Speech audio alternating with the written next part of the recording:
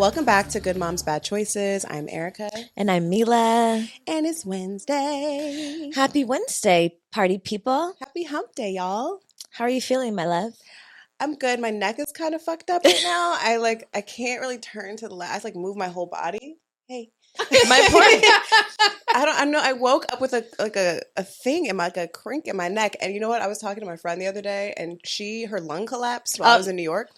And I was like, how's your collapsed lung? And she's like, how's your neck? I was like, bitch, are we old? No, let me tell you. This conversation that we're having? My friend here, Jamila thinks I'm a hypochondriac, but she always has something wrong. Last week when we were in New York, she's like, she was having a little wheezing, and then was it a little wheezing, Jamila? Her friend's lung collapsed, and she's like, I think my lung collapsed too. I'm like, Erica, relax. Why would I make just it because up? you know one friend whose lung collapsed doesn't mean your lung collapsed. And then we had another friend. You to know that my friend downplays my pain all the time. Then we have another friend. Something else happened. Then she's like, I think that's what I have. I'm like, bitch, you can't keep diagnosing yourself based on your friend's ailments. But then I went, and they were like, you have a sinus infection. So I did have something. Okay, but it wasn't a collapsed lung. Okay, but I literally can't move my neck. You think I'm just making it up? I know. Yesterday she had Luna like massaging the shit out of her back.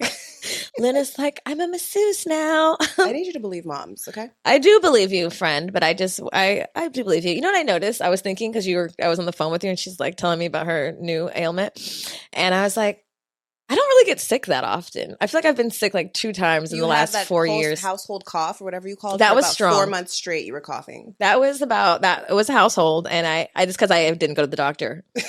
That's true. That was one time in 4 years. Okay. Well, I'm fine. To answer your question. Oh, good. I popped an ibuprofen, so it should be kicking in at any moment. Between this rosé and the ibuprofen, we're gonna be good. Yeah, I'm doing good. It's been a smoothish week. We've had some ups and downs. We had a little racism prejudice incident, our first discrimination against us in business. Not our first. I'm sure there's been many, but this was the most blatant, and it was a little bit disappointing. But you know, when you're a badass bitch making money moves and in a new space, then this is what happens. Men will tell you no, and then you keep going. So today's the day we keep going and we stop complaining about it, because we did that for about 24 hours. Yep. And now it's over and we're moving on. We are. It's a lesson learned for sure. It is. Well, I want to get straight to it because we have a special guest here today, and I'm so motherfucking excited. I've been telling my friends, and I'm like, bitch, I don't think you know how excited I was. I know you are excited. She's like, you need to relax. I'm like, okay, fine. We have Letoya Luckett here. Hey. She is author, singer, just boss mama, just so beautiful. Just maybe it was my first girl crush, possibly. Whoa, wow.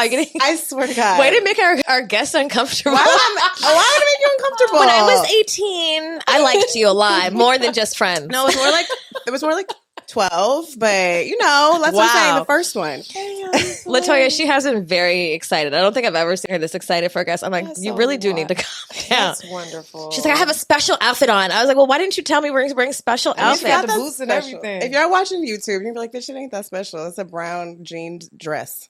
But I just knew, when I looked on her Instagram, I was like, oh my gosh, she's so fashionable. I can't just be out here in my sweats and shit. I gotta really get dressed up for this bitch. Okay. Oh my God. So welcome to the show, Latoya. What an introduction. She's like, I'm so fucking uncomfortable now. No, that was great. I was just so in tune to what you guys are talking about. I was like, tell me more about the neck. What's going on with the No, nothing exciting there. Nobody knows. The racism. What's going on? Yeah, the neck is just age. The racism is just America. I mean, I don't know. Yeah, no, we went to go get an office space and we were going to sign the lease. And then the guy said he looked at our Instagram and said we curse too much. And that he sees that we smoke weed and that it's not a weed friendly, it's not a smoking space, which we already clearly saw in the fucking lease that he sent us and we signed. And then he said, and I also noticed you curse and I don't know if that's going to be an issue. And I'm like, nigga, in what world do anyone in the other spaces hear us talking It's a privately? recording studio. It's a recording studio. Okay, and there's walls. It's a recording studio. It's a soundproof walls. wall. That's what I was going to say. That's exactly what I said. I said, we're not going to smoke. That's very clear. We got that. It's a recording studio. So why does it matter for cursing? We're going to be in the recording studio. What I said is we're respectable women, business women, and parents. Well, why would you do this? Anyway, he still said no, and then we proceeded to send him a nasty text message this morning. Strongly worded. I did. I said, this is discrimination, period. But don't be nowhere you ain't want it, and y'all got a better that part. I was like, this is gonna be problematic in the future, and I'll have to whoop Alex's ass. So it's probably best that we let that one go. Yeah.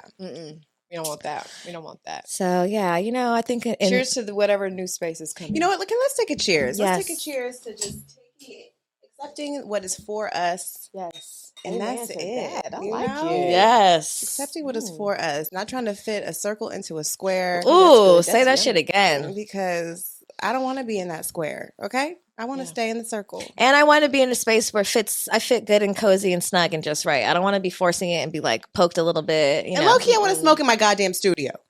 I was going to compromise, but I'm trying to just do what I got to do. Okay? And smoking is part of my self-care and the brand. So God said, girl, it ain't going to work. You can't smoke. I'm not going to make this happen for you. God said we need a canna-friendly studio. Yeah. Speaking of strong affirmations, strong statements, do you have any affirmations for us today? I do. Okay. Let me see. You gonna check your records? Here's one. So no, I keep all my affirmations like on my bathroom mirror. It's gotten to the point where it's so covered I can't even see myself anymore. But it's like the place that I go, of course, every morning. And I do that before I do anything and say them. So here's like one from my mirror, my affirmation mirror. I am a divine light, chosen and appointed by God. I am who God created me to be without compromise. Ooh. I am a divine light, chosen. What? Say it again. I am a divine light, chosen and appointed by God. I am a divine light, chosen and appointed by God. I am who God created me to be. I am who God created me to be. Without compromise. Without compromise. That last line? Now that last line. Compromise. Yes. I think people forget that, showing up as yourself is an act of God. Yeah. I think people fight that because they pretend to be something else or think they're supposed to be something else based on people. And you forget that you came as you are. And if God didn't expect you to be this way, you wouldn't be this way. And it's in your best interest to be all of you and not to, shrink or fit into other spaces to appease people because people didn't create you. Yeah. No, they did not. And they will try to hold you hostage to who you were and all these things. And you are the designer of your life. And you can decide if yesterday you like chicken and today you don't. That's fine. Oh, wow. That's specific. People always want to hold me to my eating habits. Like there's and I'm here to say I'm allowed to change. I just want to say if you would stop bashing other people's eating habits, then maybe people wouldn't be so weird about holding you to yours. Maybe I would start bashing yours if you would leave mine alone. Okay, well. Whoa. Flexitarian has spoken. In the ring here, and I like it. We love each other. We do. I love it. Y'all sound like me and my friend. The people are probably so happy we're doing any type of cursing each other out. Any other time we're like, I love you so much. Me and Erica, we love each other so much. Let me tell you how much I love you. This week I discovered I loved Erica even more than last week. Because you know what she said? So I'm like, we're such lesbians without the lesbian. But I'm so grateful. I really am grateful for as I get older, I've always had close friends, but really grateful for the outlet to have a friend that I really do love this much. We went to go eat dinner the other night. I was telling somebody, and I was like, me and Erica sat in the car before we got to dinner and cried and told each other how much we love each other and our deep insecurities and fears. And then we told each other we're never leaving each other. I'm like, I don't need a relationship. I have my bitch. She holds all my insecurities and she tells me it's okay. I mean, I do need a nigga, but you know what I mean? You don't need one. I don't need one. I want one, but I'm okay because I have really supportive, loving friendships and I'm grateful. You know what? Can we talk about that for a little bit? Because I'm at a place where, of course I do desire a relationship. And when you come out of, a marriage and you're divorced and everything, you're like, okay, wait. Coming out of this, of course, I need my space. And everybody's like, you need time alone. Always. You need to be alone. regather yourself and, get to know you. And I'm like, bitch, I don't know you for 41 years. Right. Like, I know me. I know me, okay? And then I'm forever changing, so I can't keep up. But Right. you know what I'm saying? Like, you don't want to feel like you need someone, but you do desire someone. And it's, I think, healthy to want to love again and healthy to want to be in a relationship again. It's just like, when is that, and then they're like, well, don't do it until you have some therapy. Heal and, collect yourself. And I'm like, bitch, I am collected. Look in the mirror and talk to yourself alone. Right. And I'm like, who wants to be alone? Sometimes, like, the relationship you just got out of makes it real clear what you need to not get into again. And I'm like, actually, I'm really prepared. That relationship really prepared me for the next one. That was the therapy. Right. I'm like, when is the right time to start again? Because I feel like I'm ready. You know what I mean? Like, I feel like how long has it been? Well, tell us, like, how long has it been? Like, what has your love journey been? Yeah. First of all, let me say, nobody can tell you when the fuck you're ready. I was going to say, like, who makes these time limits? Who makes these rules? I don't know. It's like, it's so true what you say, though. Like, people in society have these, like, time limits that you must do certain things before you can enter the next phase of your life. Yep. And it's like, why? Who made these up? Who's coming up? Who's the odds behind it? My soulmate might walk through the door right after this nigga leaves. So I'm supposed to pass him up and do, like, because society said I need to wait 6 months. And and they make the face too, even if they don't say it. It's like, oh, so when did you guys start dating? Like, 6 months ago, and they're like, oh, yes, it's like almost you don't want to tell people when it's like, I'm in love. Like, how long? 2 months. I don't care. I'm the bitch. I'll be like, don't you say shit about my 2-month love, okay? I'm in love, and you shut the fuck up. But wait, you're Pisces, right? Oh my God, it's the water sign. It's the water sign trinity here. We're all here. Love and shit. Yeah. Wait, are we all? We're all. I'm a Scorpio. Oh, well, still. I'm a Cancer. Yeah, It's all of, we're here. We're here strong. We are. To say that we do need love. We're independent women, but we do love. I've been really conscious of not...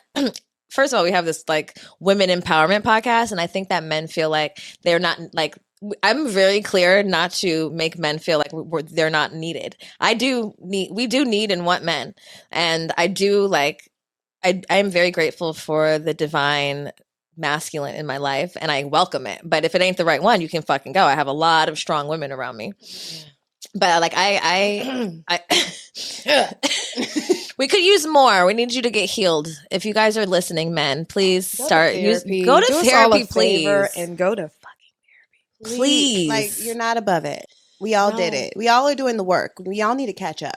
Y'all do. Black men specifically, please. We are doing the work. We are begging you to do the work so we don't all become lesbians. Please, I beg of you, God. We love each other, but we don't want to end up on a small colony together alone. We want you. My feminism does not mean that you are not important, okay? You're so important. And I think that's where it happens. Your little piece.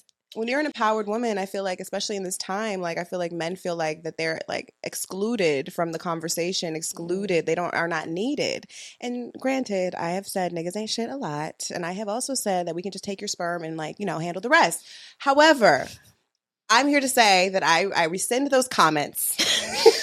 Are you taking back your tweets? I take back those comments. Hear ye. I'm growing, guys. I'm growing. I think I said this on some other podcasts recently, but I really, like, we need you. I love you. I want you. But go to therapy. And if those that have already are in it, call me. Call me. Okay? So that's a good, like, how do you know when you're ready to move on from a long-term relationship or a marriage? How did you know? Yeah. I think that because you've been married twice. Yes. Okay, so I'm going to say, and I'm not saying at all that, like, time matters as far as the length of, like, my first marriage, because it was very real. But I feel like, of course, with my second marriage, we had children. We did a lot in a very long time. I mean, very short amount of time. And I think when you get, how do I answer this question without answering this question, if you will? Girl, you better answer the question. I'm answering. I know I am. I'm gonna really put some thought into this. But I feel like just like when they're the one, right? I feel like you go, okay, wait a minute. My gut is telling me I feel peace with whatever the decision is. And I'm going to allow God to lead and trust my gut. And when, a shift happens, then you have to trust what that shift is and move accordingly. And trust that everything is going to be okay. Right. And I think that that's what I found strength in trusting myself. I found strength. That is so difficult. It is so difficult at times. But I definitely, I tapped into something different. And I knew that, this wasn't a decision that was going to be made for just me. But I have little ones, you know what I mean? Which makes a decision like that even tougher. But I think to just trust yourself. Trust yourself. I have so many girlfriends or women that I talk to and they're like, girl, I don't know, like I'm married and I love that I'm married, but I'm not happy in my marriage. And what should I do? And my parents have been married for like 35, 45 years and I want that same thing. But my marriage don't feel like they marriage and I'm getting abused or this and this. And I'm like, sis, if you are in an abusive situation, then by all means, really, and someone had to tell me, one of my sisters in Christ had to tell me, like, when we get up there and we say those vows, and we're, that covenant is made, it's a real thing. So when someone breaks the covenant and abuses that in all its forms, then, the covenant's broken, sweetheart. The contract is void, null and void, baby. Yeah, I think that we narrow it down to, if they commit adultery or if they do this one thing or whatever. It's like, no, we got to look into, and I'm not speaking specifically on my situation. I'm speaking about even, conversations that I've had with, women who are going through a divorce. Like, if you're finding yourself in a situation where we're looking at this covenant thing or we're looking at these vows we took and it's not lining up, then we got to ask ourselves some real serious questions. We got a message from someone today about basically like abuse doesn't look like physical all the time. No. And I think a lot of people are like, well, my marriage is fine or my relationship is fine. Like, he's not like beating me, And it's like, girl, there's so many different forms of abuse. Yeah. And in fact, it's scary because like verbal and like mental abuse is so, it gradually builds up in a way that you become used to it. And so it's even more important that you check in with yourself because that's the type of abuse. Like, it's one thing if someone hits you upside the fucking head, you're like, oh shit, nigga. Wow. Oh, that's a hit, Right. And even then, bitches being bitches will be like, oh, well, it's not like, I'm not like in a Lifetime movie, but like, you have to really be clear. And not only that, like, abuse is a huge thing, but also just like, I think honoring yourself if you grow out of something. Right. It doesn't have to be that. But if it doesn't feel good to you and you've tried this and you've tried that, and I know for me and like for most women, you've sat with that feeling for a minute. You've digested, you've thought about it. You're like, damn, this doesn't feel good. This doesn't look good. I don't like how this feels. And then you stay because that's what women do because we're trying to honor our, the family, the children, this standard. We put in a lot of work in trying to make things happen a lot of times. And sometimes your growth is all the time. If your growth is not being honored in that relationship, it's time to go. Yeah. Yeah, I think we give a lot. I think specifically as Black women dating Black men, we give Black men a lot of grace when it comes to shortcomings and being patient. And they would not give us that grace. I still love you, Black men, I promise. But y'all wouldn't.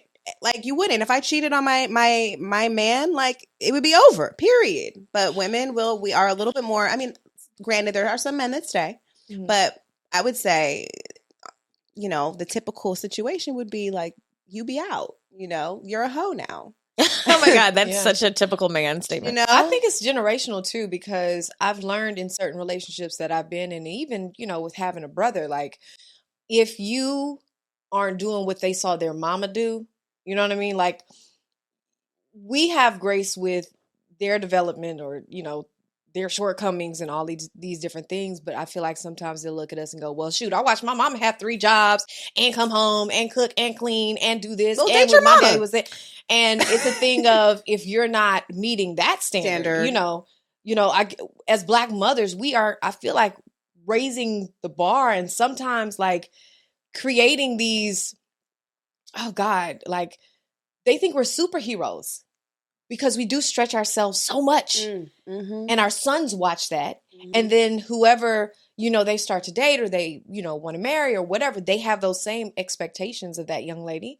And then if she doesn't, if she isn't doing what he saw us do, then she's not enough. Mm-hmm. And that's not fair. No, it isn't. I don't think that that's fair, It's absolutely not fair. And also, because I've had this conversation with a man, actually, when you were saying this, it made me think of one specific person that I used to date. And he would talk about his mother a lot with me and how amazing she was and just this incredible force and like da-da-da-da-da, which is great. I loved that he revered his mother. So, yeah. Mm-hmm.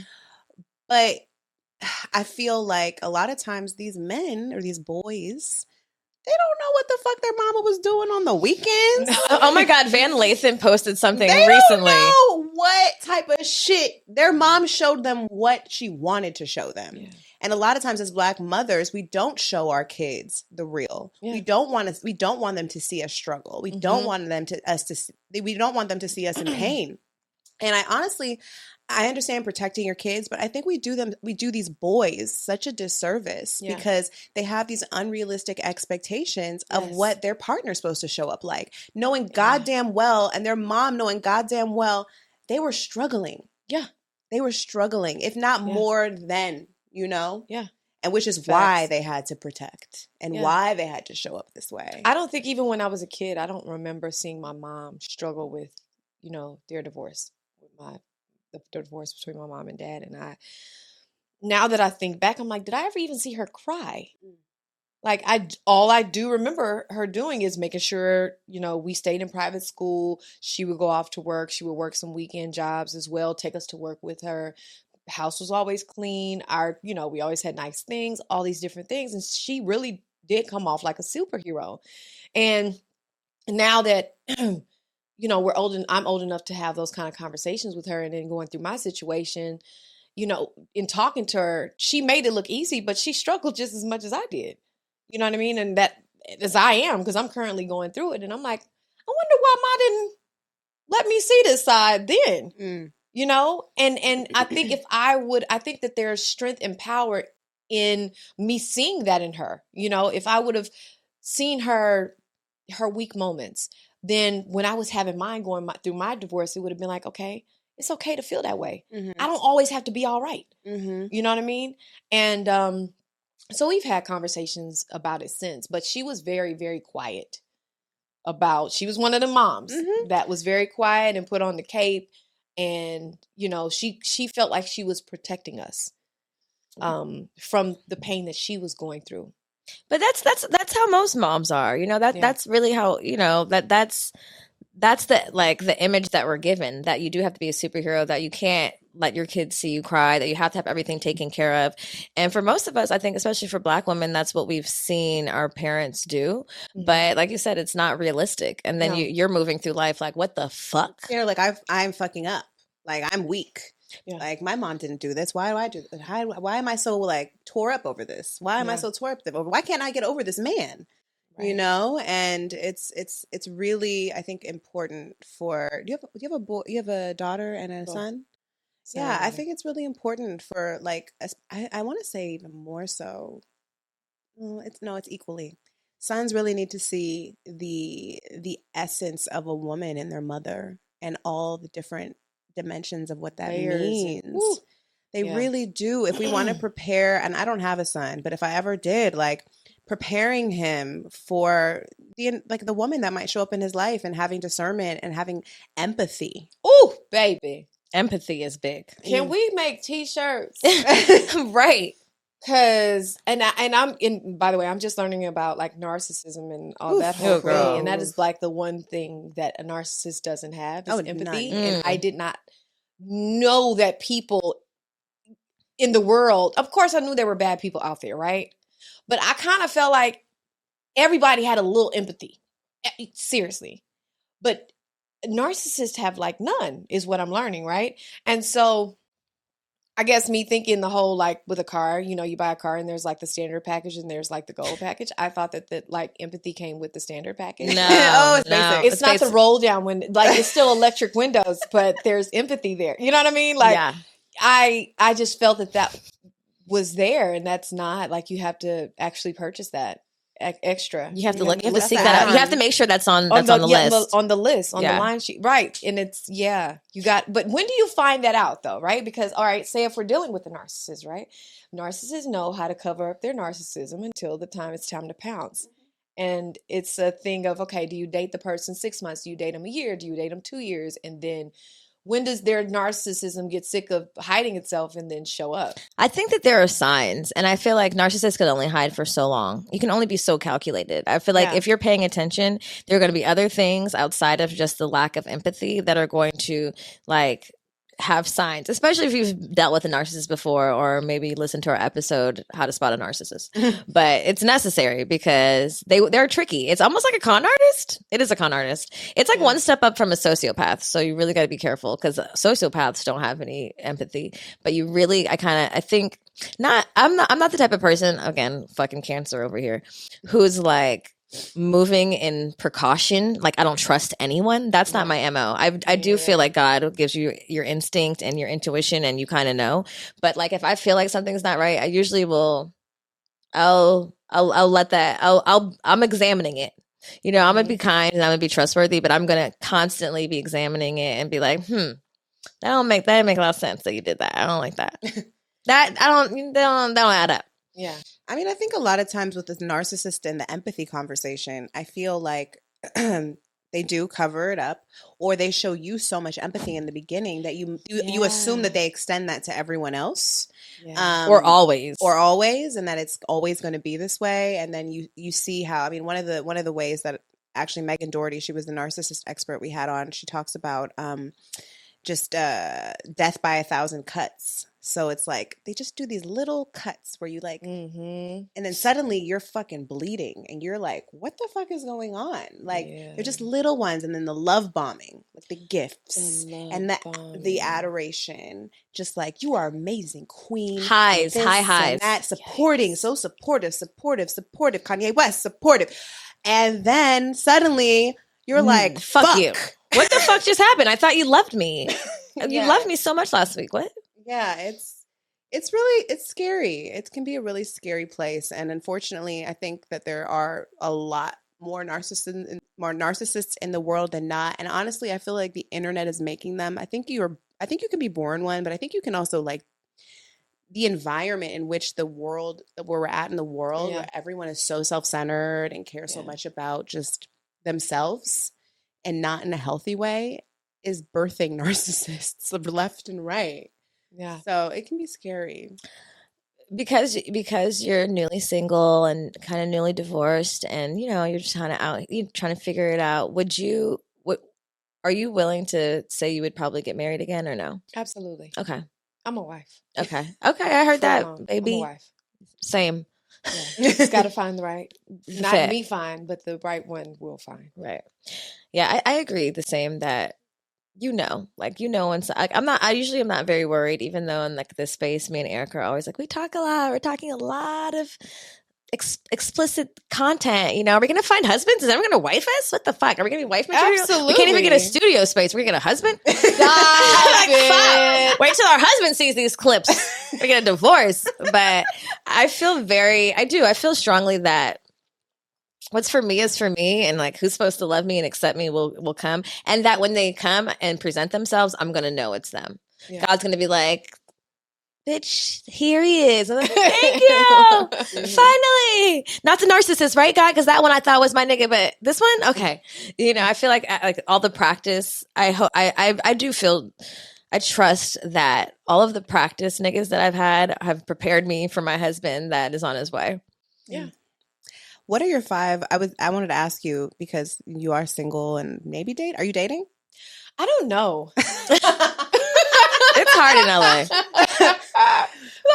I mean, you know, it's crazy. Like, have you ever joined a dating app? No. Like, is that a thing you would do? How can I? know. Raya on Shade Room. Right? Like, we saw Latoya. Yeah, well, somebody's desperate. Have you heard Maybe of Raya? Raya's whack, though. Raya's like the dating app. It's like the Soho House of dating apps. But it's not great.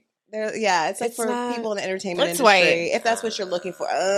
So no entertainment. You date a regular guy just with a regular job, or do you have? I don't like that word regular. Yeah. Okay, well, what you want me to say? I have non-celebrity? absolutely- Non-celebrity I man. obviously, Non-industry? I'll say this. I obviously have no problem with dating or marrying people that are not in the entertainment industry. But obviously it doesn't protect shit. So I mean, it doesn't guarantee anything. No. Have both Just like me, I thought if I dated slightly unattractive men, that they would never it would just be good. Like we'd be good forever. Like No, you would that just doesn't No. happen. that doesn't work No, either that because doesn't then you got happen. me and then you're feeling yourself. So Yeah, no, no. Have most of the men you've dated been in the entertainment industry? No. Okay. I've had some. I mean, and here's the other part of that, right? So if we're looking at a list here, Look at the numbers. right. So, okay, here's the fun part about, yes, starting in the industry very, very young. And it's almost like high school, right? Or if I was a person that wasn't in the entertainment industry, right? You go to school, high school, college, the whole thing. You have your community, you go to church, right? So normally you're going to meet someone within that pool, right? Mhm. If I'm in the entertainment industry, started touring at 12, or not 12, 14, 16, and that's what I've been doing a majority of my life, then I'm going to date within that pool. Yeah. So what happens is when you go and meet someone who isn't in the industry and you might, they ask, oh, well, who have you dated or whatever, which is like, now that I'm thinking, kind of a strange question. And then it might be his favorite sports something. Yeah. And it might be a few of them, or there's a singer or a rapper in there or something in there. Then it's like, dang, you done dated a lot of industry people. I'm like, now you agree. because I'm in the industry. How many college girlfriends did you have? How many high school girlfriends did you have? Right. That was my high school. Right. Tour was my high school. Right. You know what I'm saying? Like, and a person that's not in the entertainment industry would view it as, oh, they would see it as one way when it's really like, nah, bro, how many of them hoes you knocked down in your neyborhood? Your neighborhood. Or at church? Right. This was my neighborhood. This is where I was at. So this and is I'm sorry right. if you had him on your wall. Not even I'm sorry. If you go to his games and you admire him or you look at his stats every week, but bruh, that's my neighborhood. Right. Like, so you have to understand that, although my life was different than yours, it don't make me a hoe or a hoochie or a groupie or whatever the fuck or anything else. You want to, like, just in the way you were admiring me. Exactly. I done probably fucked a few niggas you admire. Right. Period. Not a few. Maybe one. or a few, don't matter. Or a few, but whatever. Like, it's in dating an entertainer, that's what's going to happen. Right. I think it's also, I imagine it's easier to date someone in your industry. Like, even in podcasting, like, I talk a lot of shit. You get it? Okay, cool. You get it? Perfect. Because everyone's not comfortable with someone in the public eye. Yeah, that's your community. This is my community, nigga. And if this is your man crush Monday, then that's not my problem. Also, do I still like you if my last nigga is your man crush Monday? Probably not. We just talked about that. I'm like, I don't need you to be too easily impressed with things. That's like a LA mentality too. Like, can you not fan out, please? Relax. Yeah, just relax. Just relax. Just relax. It'll be okay. Well, so you don't know if you're dating, but right? Like, I will say this: I have not been on an actual date since I divorced. No. Okay. Well, also, I mean, and I'm sorry. Can I just say this? Like, it's going for the next one. You just not going to be seen out in public with me that easy and that often. So, that's what's going to probably make this process a little more difficult as far as going on an actual date is. I can't really just go on a date and be seen in freaking Houston's. Everybody be like, I know her. You know what I mean? Because even if it's a first date, somebody could see us take a picture and it's like, oh, they together. Yeah. Nah, bruh. Like, that's not what's going on. So I have to be super duper careful with that. It's got to be like 4 months on the phone. Or you could do a home date. You could do a little backyard. But the home date's like... That leads to some bullshit. That's what they could cheat. Them ain't always safe. They're not. You just buy the whole restaurant. You might get married real quick, real fast, by accident. I'm in love. And be accident. We was in the house all the time. You know the dick is confusing. So let's just, step away from that. What are your 5 non-negotiables? Like, what now that You're single. Mhm. You've probably learned some lessons. What are your 5? What would you say your 5? People always say there's 5 non-negotiables, or you should have 5 non-negotiables when dating. What would you say yours are?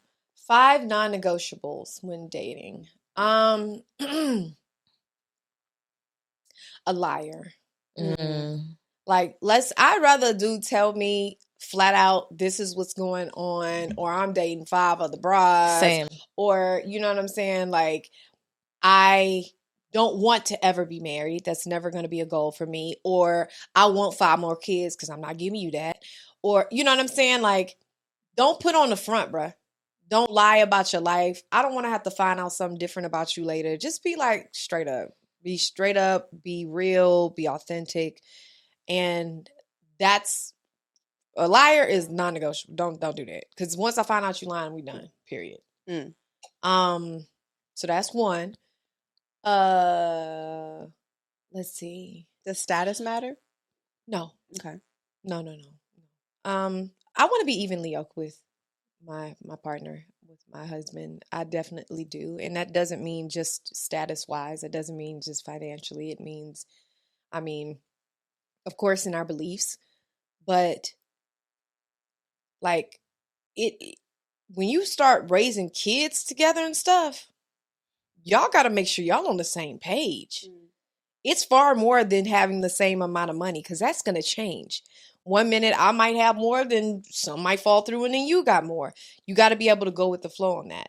So as long as, of course, if the respect is there, but as long as you guys are working hard and working as a unit and on the same page, I think that that's what keeps everything evenly yoked.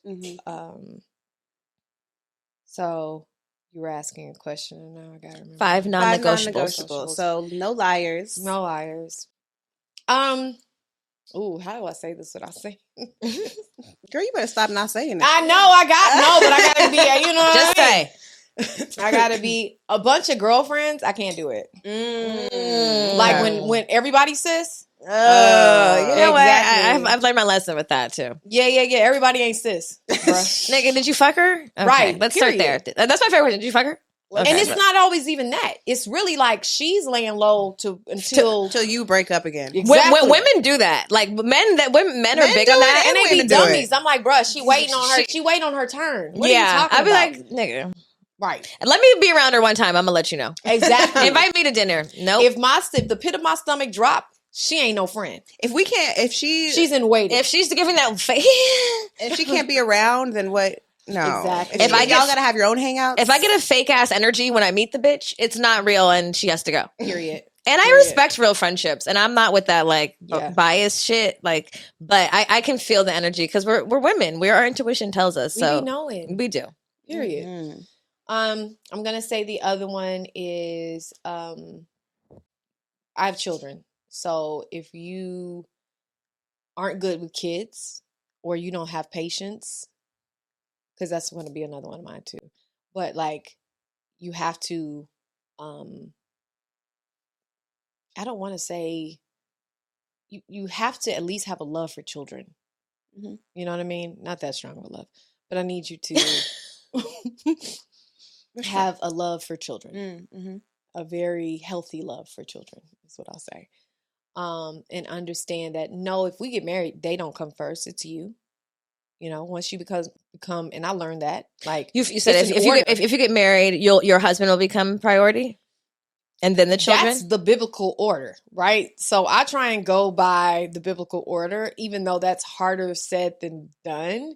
And I've been on the other side of that not happening twice, and it does interfere a little bit, because you're like, when you get married, right, and you become someone's wife. And then there are other things that come before you. You feel it immediately, especially when you've been waiting to be a wife and be first, or, you know, feel like, you know, desired in that position. Like it can be a thing. You can be a thing. And it's harder to say as a mom with 2 kids, because nothing should come before your kids. No, I don't like should, you know. Right. There's no should, you know, like everybody has what works for them, and like the Bible says this, and this may work for this, and you could believe in the Bible and then still feel this way. And like I think that people, and I agree. I feel like, you know, you come first, because I don't think you can pour from an empty cup. But I also feel like people are triggered by a woman saying that, especially as we're all women with children who are going to be in relationships with men that don't come from those children, don't come from that marriage. Yeah. So I think people will assume like, damn, this woman's going to put, you know, a nigga before her kids or whatever. Mm-hmm. But it's interesting, because if your house ain't right, like you're not going to be happy. Mm-hmm. So I think there's truth in that. And also I'd be feeling like, if you have the right husband, am I really going to have to choose? No. Our priorities together as a family, as a unit, are going to be the same, whether these are they are your kids if we're married, A, and B, whether or not they come from this relationship specifically or biologically. I think like, I don't even think there should have to be some hierarchy there, because we know how to make our household foundation. It's us. Are we good individually? Are we good together? Then let's pour into our kids and pour into the other things. But I feel like people are so triggered by that. And even women who say like, my kids are first, or I'm first. I think I'm first is a big trigger for men. You know, I saw some stupid shit on the internet like, who gets the plate first in the house, the kids or the man? I'm like, who makes up this stupid ass questions? Who's hungriest? Like, what the fuck? I made the dinner, nigga. Y'all make the plates. I'm not doing that. I'm not. Like, I done made chicken. I'm eating first. I'm fucking eating. That's who's eating. Like, but it's like in our minds, we have these like hierarchies of how we love and like, you know, how we disperse our love. But everyone knows as women, it's eternal. We be loving so hard and so limitlessly. There doesn't really even have to necessarily be this, you know what I mean? But I do agree. I think if your relationship is not tended to, you know, women know. But once the kids leave too, it's just going to be y'all. By the way. Hello? So if you've given 18 years to them and you lose focus on him, you're going to be a ghost in the house. Thank you. And he might have another bitch on the side. By the way, because you've been paying all your attention to the ones that's going to leave you in 18 years and probably sometimes before then. I left the house at 13 to go pursue my career. You know what I mean? So it makes sense. It's hard to say, but it does make, when it plays out, it makes sense. Mm-hmm. Is that 3? That's 3. Okay, cool. Oh, if he is impatient with me and disrespectful, you get to cussing at me and talking crazy. If I got to pull my ignorant bitch out on you, you are not my nigga. No. Period. You know what? I didn't even know ignorant bitch was in there. Like I knew, like I would feel her kind of rising up sometimes. Like, hey, we might have to. Like, she was doing her shoulder shimmy, and I was like, "Bitch, settle down. We don't even. Who's that? Don't even call for that. Right? What? Who's knocking at that door?" But if she got to show up, like show up, and you almost lose yourself to her in a relationship, and she keeps winning. She keeps showing up. She keeps showing up. Yep. Then this ain't it. Because that's not who I am. Right. I'm a very grounded, peaceful, happy, love life, joy, having, hugging, being patient, just spread. I'm a fucking Care Bear. Okay? Yep. So when have you seen when we do the rainbow? Like, you know what I'm saying? Ignorant bitch should not have to show up in that. You know what I mean? If you got to bring me out of that, if you really seriously have to bring me out of my peaceful space that I've worked so hard to keep and protect, then that ain't it. That ain't it. So, not going for that. That's probably number 1. I agree. That respect shit. And you know what? It's like the car. You think it's with the basic. You think it's the standard package, but that shit is not. I'm asking for leather seats here, guys. I'm just asking for the regular, can we just start and push with respect? Like, don't curse at me. Like, don't ever call me out of my name. There should be no reason that we need to communicate, and there should be a like derogatory term or like aggression. Are we on the same team or not? Sometimes they don't even have to cuss with it, though. No. Sometimes it's just like a little belittling statement. The belittlement. You know what I'm saying? It's a little bit of that, passive aggressive. It's a little bit of a few things. I'm telling you, it's them death by 1,000 cuts. But what it really is a lot of times is like that insecurity and then another person and how that projects. Like sometimes insecure people will harm the people closest to them because it's most convenient. Yeah, but And that ain't sexy. No, that makes the By the pussy way, very guys, dry. ain't nothing about that sexy. I'm It's dry giving thinking about it. Little dick energy. Ooh, Yeah. we don't We want can be any of clear those. and God, frank. please protect us. Amen. But okay, we don't want that. If don't, I'm gonna expect something different to be in your pants. You know what? I've had some big dicks that had little dick energy. Really? Yeah. Oh, actually, me too. What the fuck am I talking Yeah. about? I won't even get to seeing what size it is if you get to talking to me What? crazy. How about that? Sometimes they present the dick and then they present the talking to you crazy because they know you're gonna be confused once you get the dick. Well, you get the see. dick, you confused, and then they start talking to you crazy, so you're still confused, and it takes a little bit of time to get out of it. And that's why I've learned you got to learn about the other before you learn about that. Yeah, Then you won't be confused. true. Because yes, the D can spin you out of control, and you're like, oh wait, no, I'm in the vortex here, and then they get to talking to you crazy, and you're like, oh, but the D is good, but then no, like I really want to get to know the person and see them. And someone said, see them in at least 12 seasons before you make a decision, even Like on a winter, friendship. summer. See them in all, make. So do you think see them in all the in your seasons. dating life now, would you abstain from sex before Probably. For how long? Like forever? I don't know because I'm a horny all dog all right the now. seasons? I'm like, girl, girl, it's been I'm I'm like, like, all all the the seasons sounds like 365 All the- days. How many seasons are we talking? Right, like see, and summer. that's a few sides. That's a few seasons. That's like a few times around. They say. Oh, And that's I what was I'm like, saying. Aren't there like four? Maybe we can just travel There's to all the four, but they want to seasons. see it We better 12 travel. times. Maybe we can just travel to the seasons, like in 3 months. Like we can go, we can get To summer cold somewhere. weather. We can get winter somewhere. We can go get spring, fall. Like They said see international the love seasons story. in like 12 times before making a decision. That's a long time. But what if you wait and then it is you see the seasons and then the sex is trash? That's important too. That's Here just lies. life. That's just life. At that point, life is lifing. Life is lifing, bruh. At that point, life is lifing. 'Cause Okay, so what's going to be more important then? Like, if you really meet a super duper nice guy, super attractive, loves your kids, got the breads, taking you on the vacations, Girl. like patient with you, lifts you up. I mean, all these different things. Like, you are your best self with him. But the D is trash. I would like to But he's trying. Trying is big. I trying is big. I've had that. I've had all these things, and then some things are lacking. But for me, well, it depends what your non-negotiables yeah, are. like my non-negotiable Right. is that there's sexual chemistry. That even if the dick is not high on the spectrum. Are you working towards it as something that you want to do? Are we talking about it? Like, are we trying?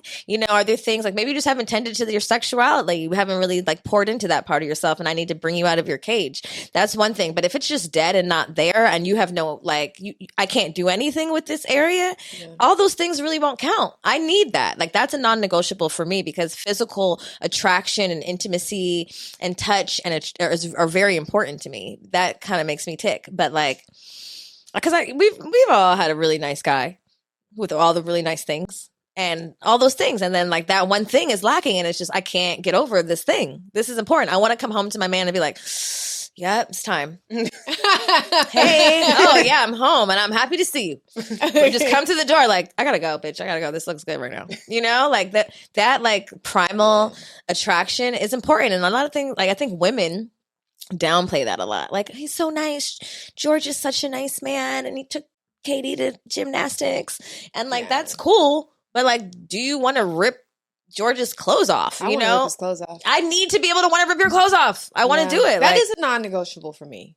Like, because I am a touchy-feely person. I want to be cuddled. I want to be all the things, and I want it to be reciprocated. And I do. I like the public. You I know want what I mean? PDA. Like, PDA grab my ass me. in public. yes, Kiss me down, like tongue kiss me for a long period of time. That. And hold my hand. Let open them my know door. you are mine and I am yours. Yes. I think men miss that a lot. Like I feel like women really need that and thrive in that. We and thrive. like we need that like, oh, you desire me type shit. And men forget that. They're just like, whatever the fuck they're doing over there. I don't know what they're thinking about, but I want a man because I'm gonna do that for you. I want to make you feel sexy and I want to make us feel, like I'm gonna compliment you. And when you're doing it to me, I'm gonna reciprocate that. Like, damn, you look good. Damn, you sexy. But if you're not telling me I'm sexy, I'm gonna forget. I mean, I'm a words of affirmation type of lover. And I I do need that in exchange in ways. I don't need a lot of it. I more so need physical touch. Like how I love and how I want to receive love are a little bit different. And I realized that recently when I was dating somebody like who's not a words of affirmation, he's not really a big words of affirmation person. He's not a really big, like he's definitely like an acts of service type of lover, which is very important to me as well. But I was like, I need the affection. Affection has to be there. I need it. Like, And the consistent call communication. me needy. I don't give a fuck. I need it. Yeah. I'm needy. Yeah. I'm a Cancer. I'm a Pisces. Talk to me. Talk to me. Talk to me and touch me. Yeah, Period. all day. Talk and touch. That's what I'm about. It could be just a little boob grab. I'm cool. Oh, thank you. Yeah. I think, how many, what am I on? 3? I think that's 5. I think that was 5 when you Patience said that. and respect. Yeah. Or Patience. patience and respect could be one, and then Yeah. cuddles. Talk and touch. Talk and touch. And consistent communication. Like, and I'm not talking about you got to call me 5 times a day, but a good, give me some texting, give me some calling. And oh my gosh, in the beginning, this is why I said I don't know if I'm dating. What's up with the new, they don't get on the phone, even to meet you. Like if they met, I've had a situation where somebody introduced us, like a mutual friend introduced us. And he texted me first, right? And I said, hey, like I'm old school when it comes to communication. Call me anytime. Never got the call. Kept getting the text. And I'm like, bruh, if I can't even hear your voice, I'm definitely not. No, FaceTime gas me in my car to come see you. Well, how about you don't you pick listen? me up? How about you don't listen? Yeah. Yeah. Like I told you what I need, and this is red flag number 1 because I've done this too with a man where I've told this man at least 3 times, and after 3, you just are ignoring me. Yeah, really after 1 or 2. But I gave you 3 times to let you know I don't like texting because I'm the same Latoya. I do not like to text. No. I'm dry as fuck on text. People will tell me all the time. I'm like, well, then call me or like come over. Yeah. Or are you taking that wrong? Well, if you would have heard me say it, then you wouldn't have taken it wrong. Like I can't really express myself through my fingers like that. I'm on my phone all day for work. I'm making captions and posts. You think I want to text you? Thank you. I don't want to text you. Thank you. I want to hear your voice. Child, so if that's what the ghetto dating pool is about, this texting thing, then I don't need to be out there. Like I can't. Like, and I'm not saying that I'm a needy broad as far as like, needing someone to call me 10 times a day and check in and do the whole thing. Again, it's the basic standard car. Hello? Again, it's like everything that we thought was in the standard package is like now in the gold package of a car. Like you have to like pay super extra to get this. What like do we got? They got to run your credit again. We shouldn't have to pay. What do we super do? extra. Like, what's the payment? What's the payment plan? We already look at us like what? There's no plan. It's a down payment. It's this. We have. I'm just curious. What's the upgrade? What's the upgrade? Is it a secret service we don't know about? No, bitch. There's no secret service. They just need to go to therapy. Yeah, what changed? Because I'm finding it in older men. I'm finding it in 40, 50 plus that they're texting more than they're talking. And I'm like, I thought that's why you date older guys. Wait, so they call you. Wait, I saw this clip on the internet and I was so annoyed. It was this man. He's an older man too. He's probably like, I don't know how old he was. He looked a little bit older, and he was like, yeah, I keep telling everyone like, you have to just get with it. Basically, 90% of my interactions are on Instagram. If I'm talking to a woman, older it's on man said this? yes. Girl, he was like, 90% of my interactions are on Instagram DMs, and that's the way the world is going, and people just need to catch up. I was like, I hate you. Right. What kind of I relationship can you build on IG? Are we serious? The fact that this clip even made it to the internet, I was pissed. I was like, why are we perpetuating this dumbass message? There's a lot of toxic, masculine, I don't know how you call it, fucking bullshit on the internet. Like Kevin Samuels. And he's like 50. And he also I don't even know if he likes women, to be honest. Like I've been dying to see him so I could be like, do you even really like bitches? But that's a whole different conversation I'm not going to go into. But yeah, it's hard out here. I'm confused too. And a part of me is like, and this is no slight to the LGBTQ plus community because I'm included in that some days. But like, do you even like women? Sometimes I'm finding men and I'm like, do you even like women? Because and they might not. I think, but just say that. I'm cool with that too. Like, just don't be here presenting yourself like a fucking eligible bachelor to my ass with a vagina because this is not going to work. Like, I'm with you. Like, I want all the honesty, and I'm gonna accept it. I'm gonna accept you Yeah. as you are. You might not be my nigga, but like I very much give me options. You have other bitches? Who are they? Like where are we looking at? Like, Thank you. how, like, are they close? Do you see them all the time? Why do you like her? Like, why can't you let her go? Is she doing some shit that I can't do? I just want to know because I want to make the choice. But men don't give women the choice. No, they take away our But choice. they're scared of the choice because, like, say for instance, They with lose me, if you feel like you tell me something that's gonna make me go away, like, all right, if there's a broad that you can't let go of, I'm gonna make the decision for us.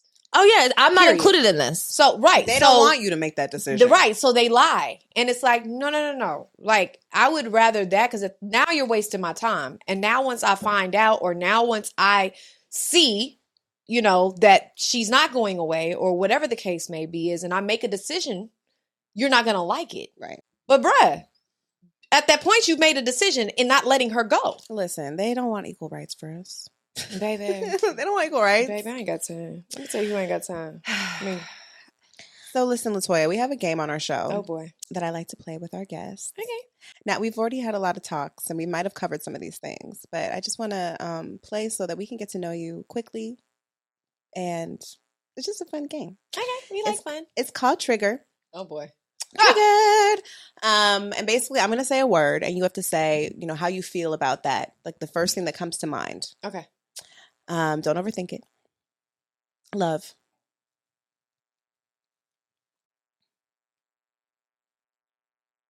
Necessary. Marriage. Again. Bad habits. What are they? You want a few of them? What? Just one. Give me one of your bad habits.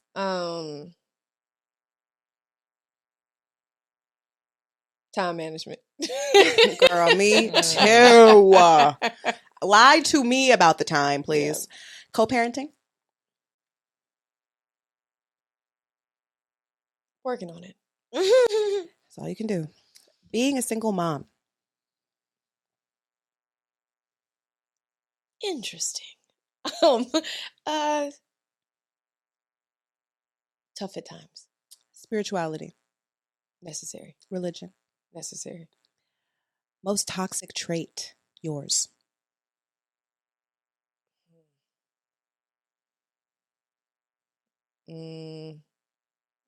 Giving too much grace. Monogamy. Yeah. yes. Preferred.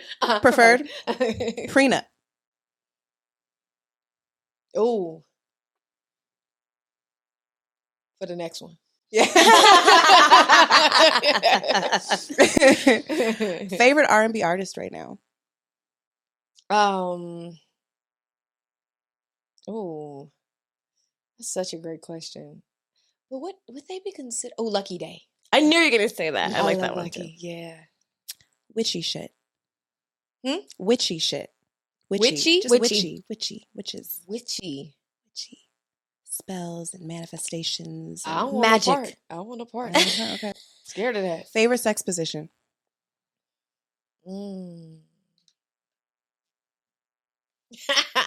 She having a visual. She over here. Girl, you can't ask a horny bitch no questions like that. She just watched her sex tape in her head. No. Ooh, I shall. On top. Pet peeve. A liar.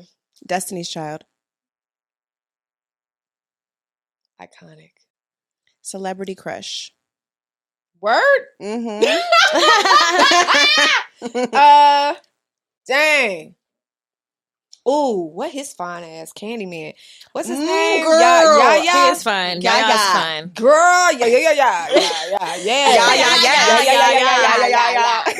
yeah. This is like our second time talking about him on our show. I love him. Jesus, he looks tasty. Mm-hmm. And he's tall, I think. Yes, He I look think big. he's tall. I like his smile and his He just looks like a treat, like a healthy alpha. Heavy on that healthy. Therapy. Necessary. Masturbation. Necessary. Biggest regret.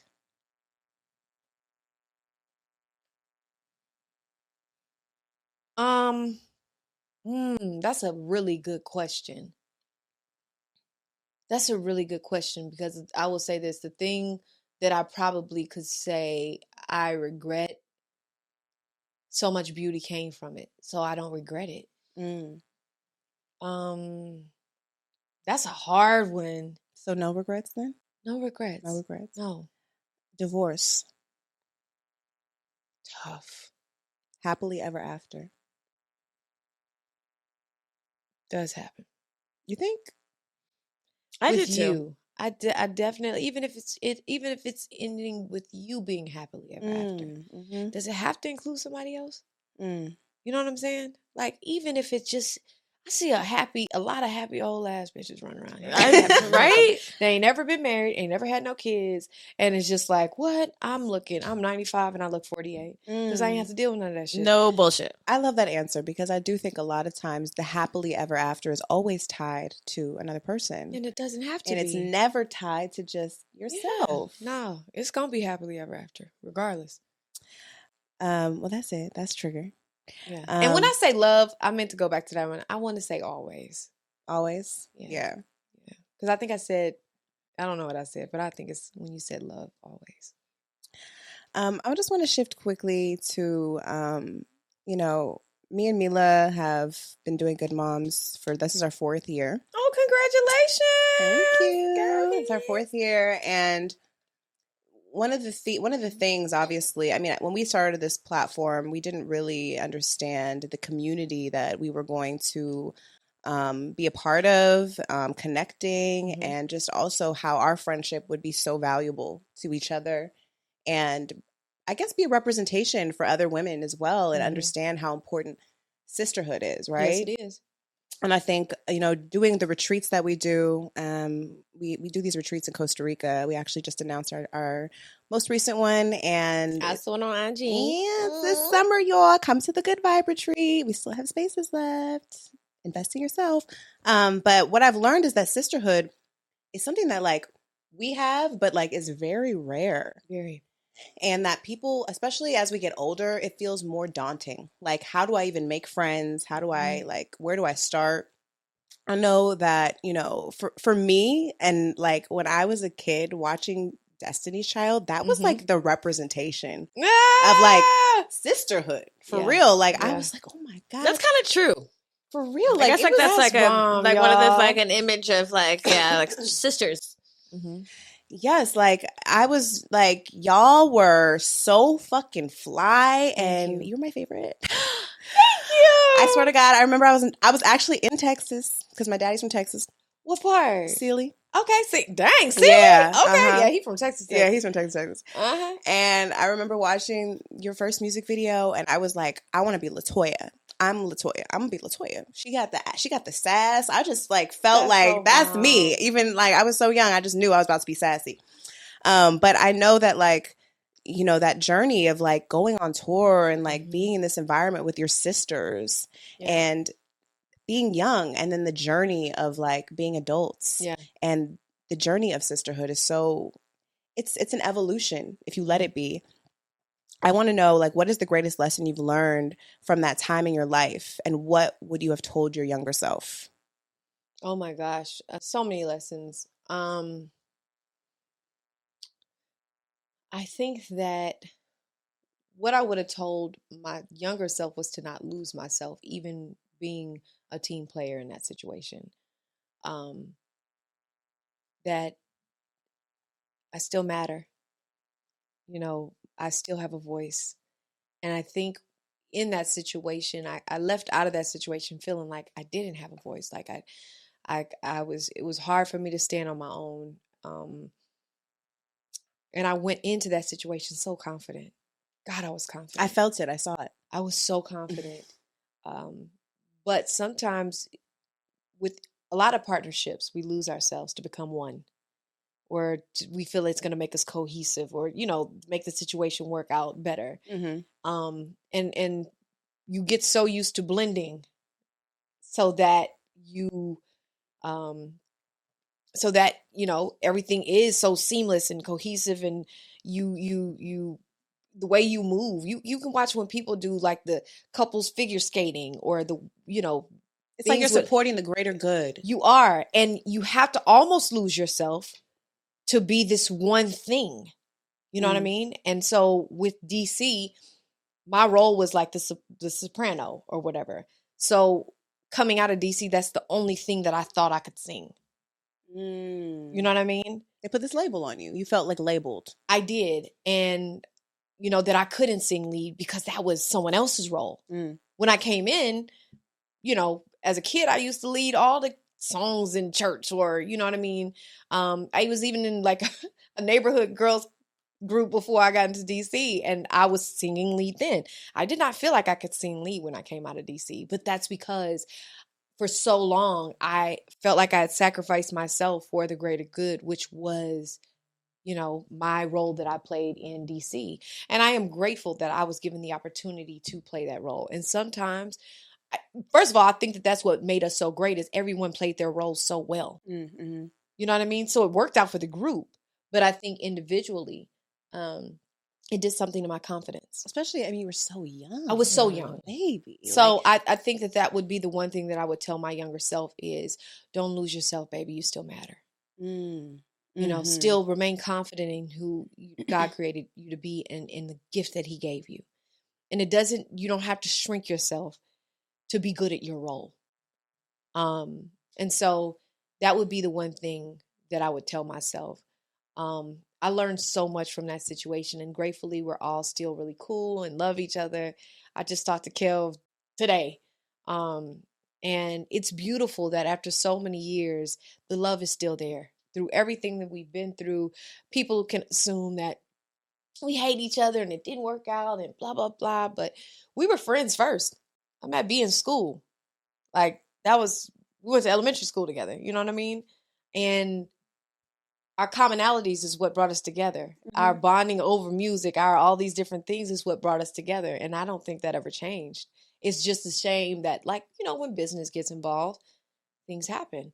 And we were too young to understand the business and what was happening. Yeah, I would imagine being like 15, 16, having so many adults with, you know, just with being impressionable, having ulterior motives and just lies and not being able to know, like have discernment because you're still learning yourself. You're still learning your body. You're still learning so many things. You just started your period on the road. I don't know if that happened. But I think it did. I'm just imagining. Yeah, but that's all real. That's all truth. But I learned, you're right. I learned about sisterhood through being in DC. Like we had a bond like no other. Like we were each other's best friends. We were each other's sisters, like for real. We knew everything about one another. It was just so much love there. It was so much love there.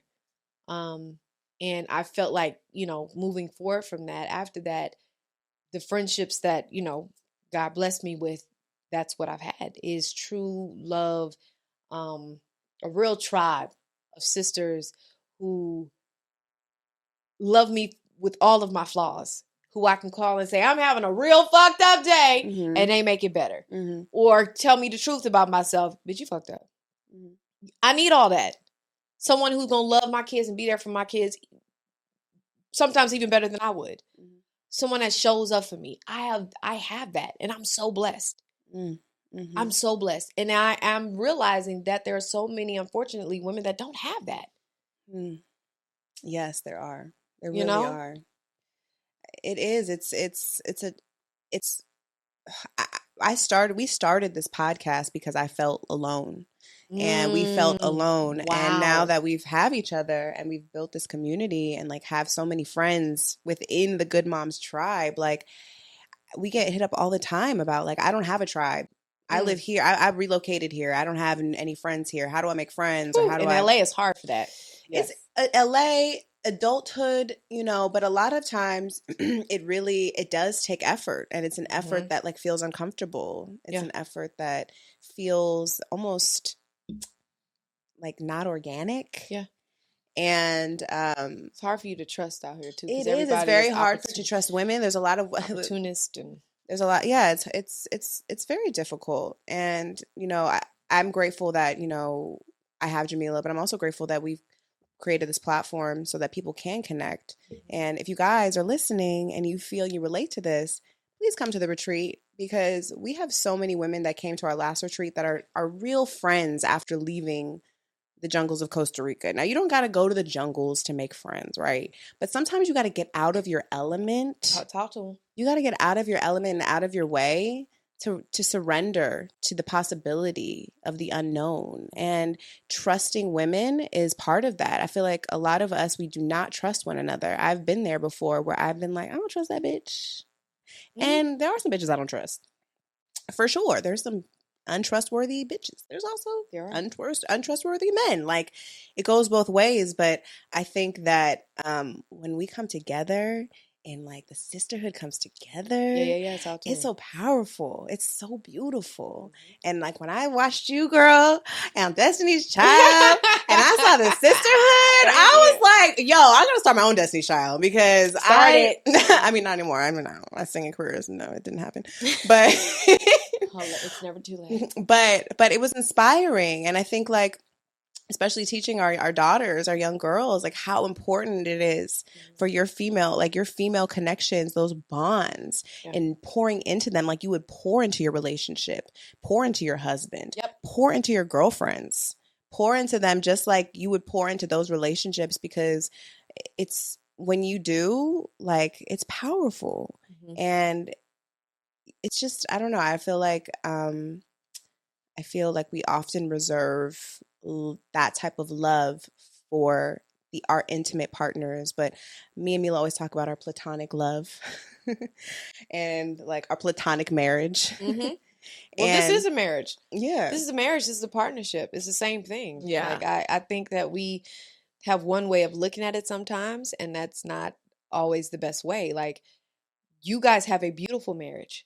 And when you guys decided to create this partnership, you have like a covenant with each other. And what's crazy is I feel you'll remain more faithful to this relationship than a lot of people will in their love relationships, because, you know, you have that grace with each other. You see each other. You appreciate each other. I've heard the whole beginning of the segment about how you guys go on and sit in the car and talk. And we do that with our girlfriends. But this is the thing that a lot of people wish they had in their relationships, their love relationships. But this is a love relationship. But this has taught me a lot too. Like this, I feel like this relationship and partnership is going to like contribute to my husband. Like when he comes, I'll have like, this has given me better tools to be able to be like, okay, this made me feel insecure. Like like even just talking every day. Like, I mean, obviously we talk every day, but like just having a platform where we talk every week, and I've become not all the way, but more comfortable with just being super transparent and honest, even if it doesn't support me. One of the things we said in the car was like, talking about our insecurities and our fears. And I was like, I would never say this to anybody else, but like, I'm scared if you say this, that. She's like, yeah, because it's just really frowned down on to be a hater. Well, we were talking about like what insecurities we have with one another. Like, hey, like when you like, so, this isn't a popular statement, and this is honestly, this is an insecurity I'm going to share. Like there's been times where Jamila is like killing it. Like she's like going off and she's speaking about something so eloquently. And I'm like, damn, like, is she smarter than me? Like, fuck, like damn, like I felt insecure. Like, and then she shared that I was like, I think I'm ready to get back into acting. And she was like, oh my God, is she going to leave me? Like, these are things like as friends, like you feel like you can't share because it makes you a hater. Or it makes you feel like, oh my God, this is so weak of me to feel like, how could I ever feel this way about someone I love? Yeah. You know, but it's like, we're human. And then when I said it to her, I was like, oh my God, I'm so glad I said this shit. Because now I can release it. Yeah, like, I don't even know why. And she was like, because it's not popular to be a hater. I'm like, I love you. I don't know why I feel this way. You know, like, it's stupid. But you know, like even in the time of like social media, and Latoya, you probably dealt with this much earlier, like because you were in a public forum very early on. Well, social media was not around. Oh, exactly. Thank God. But you've dealt with public, like just public judgment and being in spaces with other women that you're close to, and being on a platform with other women that you're close to, that you love. And still, I'm probably sure like feeling insecurities and feeling ways that humans feel that come up, like jealousy, like triggers, like all these insecurities, you know. And if you don't work on them and check them and like have conversations about them, or you don't even feel comfortable enough to do that, you'll like all those things will build up inside of you. But like being in a space with other women that you love on a you know, a platform, and people can, you know, make judgments and pick at you and say whatever the fuck people say because people are bored and don't know what the fuck they're talking about.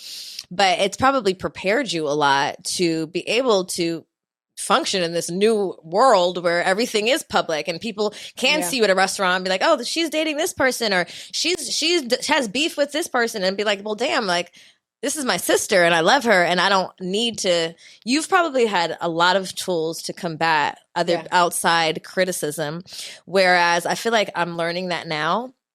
And social media in ways has helped and also hurt. But thank God I have a friendship and a sister that I can like really have these conversations with and be like, am I crazy? Like, why do I feel like you're going to leave me like you're my nigga and I'm going to be alone and miserable and like, I'm not going to succeed without you, you know? Like, it's just, even in a relationship, like we've built something together and there's fear like, oh, you'll meet someone else and leave me. But really loving yourself enough and understanding your power enough, like, no one's going to leave me and I'm going to fucking melt and die. Like, it doesn't exist that way. No. And in fact, these are normal feelings and we should express them and we should get used to talking about it, because that's how we like work past the insecurities that are not real and like the negative self-talk that we all inevitably have. Yeah. Well, I think a lot of times too, like it's the journey to whatever the goal is. Like if 9 times out of 10, I usually do feel like, oh my God, I love that for you. That's amazing. You're amazing. But like, I'm human. And I feel like every human, like it doesn't make me less of a friend or less of a person if I feel insecure about my friend in some way. Yeah. And I feel like I said, this is not a popular thing to say, especially in sisterhood. Right. You know, it's like, well, I thought that was your sister. Like, what? Oh, she's not your sister? The commandments. Oh my God, you're jealous of your sister? Can't be your sister. It's like, no, bitch, it's a journey. And we're all working towards it. Exactly. But the beauty is you guys, and what we don't do in some of our other relationships is you guys communicated, this is how I genuinely feel. And she still loved you through it. Mm-hmm. You know what I mean? Like, I think that there's so much fear. We operate in so much fear in our love relationships, and that's what kills it dead. You know what I mean? You shouldn't fear being honest or transparent with someone that you love. You know what I mean? And doesn't matter what kind of friendship. If the love is there, what is love? Patient and kind. Mm-hmm. You know what I mean? I'm going to be understanding of whatever it is you just told me. I'm going to be patient with you. I'm going to love you through it. I'm going to be kind with my words. I'm going to understand that this is a very sensitive issue with you. Like, what's so hard about that? Yeah. It's crazy. Like, hey, I'm human. Is that cool with you? Yeah. Like, and as she told you probably felt the love in the release. I was like, thank you. Exactly. I'm like, I don't even know why I'm having these feelings. It's so stupid. Right. And it's so crazy because when you are in like your love relationships and you guys do have those moments, that's when you have the best sex, right? Yeah. Because you had a release. So I'm like, let's have more sex. Let's have more moments like this. Girl. Where we can be honest and transparent and say, yeah, you know, like, when I do leave, I do want to call you 10 times because I want to know where the fuck you are all the time. But I'm not going to do that because it's going to make me seem crazy. I don't want to do that. So, which I would never do that. I'm not saying that I'm that person. I am just saying that when you have notice that when you do have those conversations, you guys get stronger and stronger. Your connection gets stronger and stronger. So why not want more of that in your relationships? Mm-hmm. We have it in our girly relationships,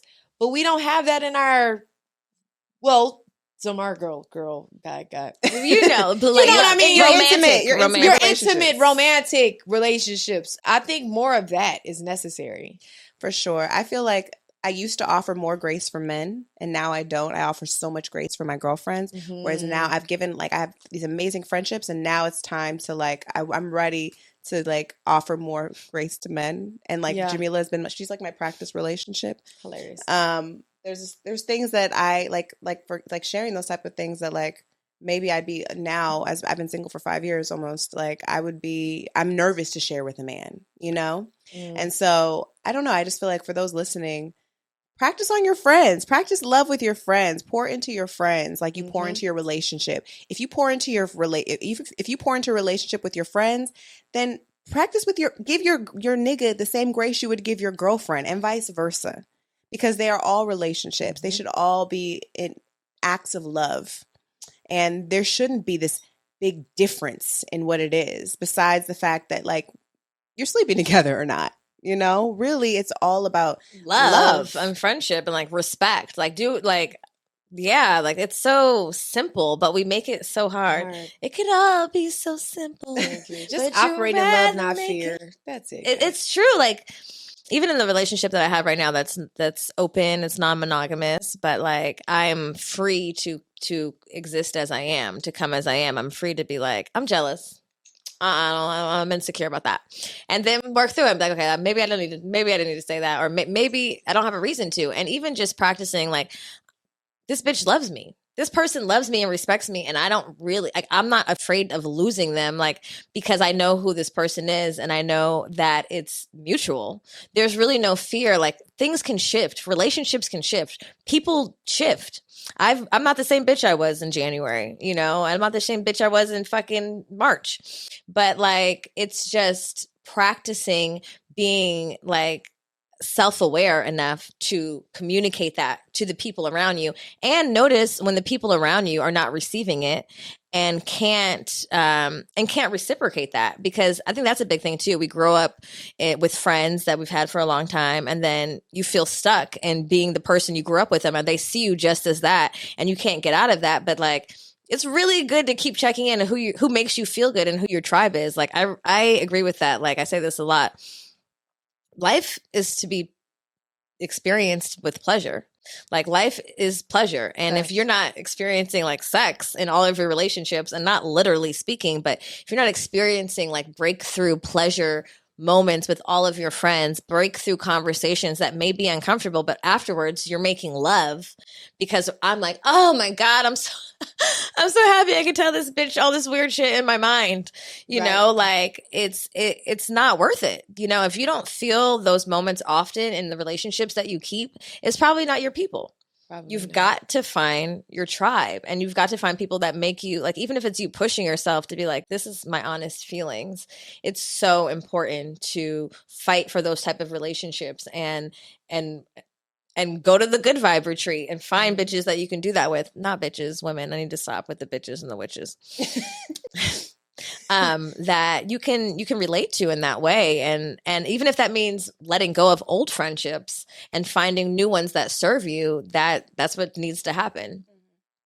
Facts. Your friendships and your relationships should definitely motivate you to grow, even if it's uncomfortable. If you're staying complacent, if you don't feel like you're growing in those relationships, they're not for you. I agree. I think this is a good time to check out what this card is. Okay, let's see. So at the top of the episode, Letoya pulled the Judgment card. Oh boy. And here we go. Here we go. And it's tarot time, baby. The Judgment card. We've never pulled this card, I don't think, but the number 20 is on it. There are people below, and then water, it looks like, and like compartments, square boats. There's like square boats, and there's like a woman, it seems, and with angel wings in the sky with a trumpet. Like, if you're watching on YouTube, we'll put a picture up. Shout out to Mahogany Tarot by Kashira, our favorite black tarot card deck. But this means basically, let me tell you, because let me stop guessing right now. But I think it has to do with emotion. There's water involved, and rebirth, inner calling, absolution. So the Judgment card shows a naked woman, men, women, and children rising from their graves, arms outspread and looking up in the sky. Above, Archangel Gabriel, the messenger of God, blows his trumpet. The people respond to his call, ready to be judged and to find out if they will be accepted into the heavens or not. This is the most religious tarot card I've ever seen, actually. Well, hello. I know. Look. Latoya done brought The religion to the tarot. Well, that sounds about right. Yep. She was like, "I don't never pull no card." I was like, "Come on, girl, I just pulled a card." Just for a disclaimer, also for you too, because I know we talked about this.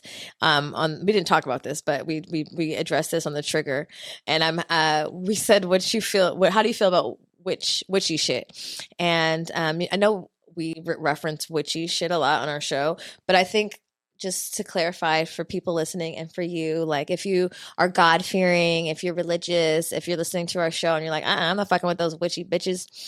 When we say witch, I think the term has been very negative in like our society, but for us, I think, or for me, it's been it's more about my divine feminine and the way in which I can utilize my magic, alongside God. It's like God's magic and how I've been able to harness it and like manifest the things that I want, manifest this relationship, and just that's when I say witchy shit, it's not like the pagan, like long nose, like evil. Like we're not evil women, but I think it's like think of Wizard of Oz, the Good Witch. Glenda. Remember Glenda? That's what I'm thinking of. Okay. So judgment upright. The judgment card is calling you to rise and embrace a higher level of consciousness for the service of your highest good. You're experiencing a spiritual awakening and realizing that you are destined for so much more. This is your cosmic upleveling. You hear the call and you are ready to act. Tune into a higher frequency. Let go of your old self and step into the newest version of you, of who you really are. The judgment card often indicates that you need to make a life-changing decision, but unlike those associated with the logical justice card, this decision requires a blend of intuition and intellect. You may be at a crossroads, aware that any choice you make will bring a significant change with long-lasting effects. Tune into your higher self, trust your judgment, and know you are on the right path. If you still need clarity on the situation, look to your past and life lessons to guide you. And I feel like we talked about this. I feel like we talked about women who are unhappy and they're like, I'm not so unhappy, but I've been married 10 years or whatever. And then they stay. But I think it's about your intuition. I think we separate our intuition from religion and from like the God, this very strict, rigid form of what God looks like. But I think that removes us from God, the image of God in which we were made of. And he kind of instills that in us, that intuition. So we're like, oh no, that's not for me. And in all things, we need to lead with that. I think that's a part of this pull. And I think I think a lot of that is our superpower as women. We got that intuition on lock. And not to say men don't, but we really got that shit. Amen. We really got that shit. Wow. I would have to agree. Well, Latoya, thank you so much for joining us. This has been so fun, guys. I'm so grateful for you coming out here. I know that you left Mexico a day early by accident. By accident. Oh my God. Her friends are going to kick our ass thinking like, why would you take our friend early? That means I have to go back. Yes, we'll come with you. Yeah. Okay. Yeah. Like, I already sent the resort to somebody. He's like, where'd you find that? I was like, don't worry about it. My friend gave it to me. Just book it, nigga. Make it happen. Exactly. Yeah, no, we had an amazing time, but it was worth it. And I actually did get to come in and just have a day to like get still. And so it worked out. And that's so important when you're a mom. Oh my, is this like your first trip that you've been like vacation trip, or do you take trips? I take trips. Okay. But I feel like this one is the longest that I'm going to be without them. And it's driving me absolutely nuts. Like my mom was sending me pictures like, oh, look at this picture. I found a tie-tie. I was like, you just sent me into depression. Yeah. I just wanted to do that. She's like, oh, I did not mean to do that. I'm like, just no more pictures. I be trying not to, look at pictures and get sad. Because mom guilt. Yeah. To be like, oh my God, I'm enjoying my life. How dare I enjoy my life without my kids? Right. I know. It's the time where I am supposed to be alone legally. I'll say it like that. So, adjusting to that is tough, but it's what's necessary. We'll say it like that. And it sucks, but I'm making the best of it. It might suck right now, but I'm gonna let you know now. Like being able to drop them kids off is a fucking blessing. Is a gift. It really is. We love the kids. We love our children, but no shame to the married ones, but y'all don't really get them breaks unless your husband is really allowing you. And you know them husbands be calling you every 5 seconds once you leave, like, where's the toothbrush? Where's the how do I do this? How do I do that? And you're like, fuck, I gotta go back. Let me just go back. Don't go back. Just don't answer the phone. Don't look at pictures. Unless there's an emergency that I can physically help with, do not call me. If there's blood, call me. If not, don't call me. No blood. Only blood. How much blood? Because a nosebleed doesn't count. Scratch. What can I do physically if I'm in Mexico? Nothing. Call me after it's resolved. Don't stress me out. I'm drinking a margarita. Thank you. Yeah. Where can our people find you and check in on you? Oh, on my IG. I'm on there often. At Letoya Luckett, Letoya Luckett. Yeah, that's where I spend most of my time. Perfect.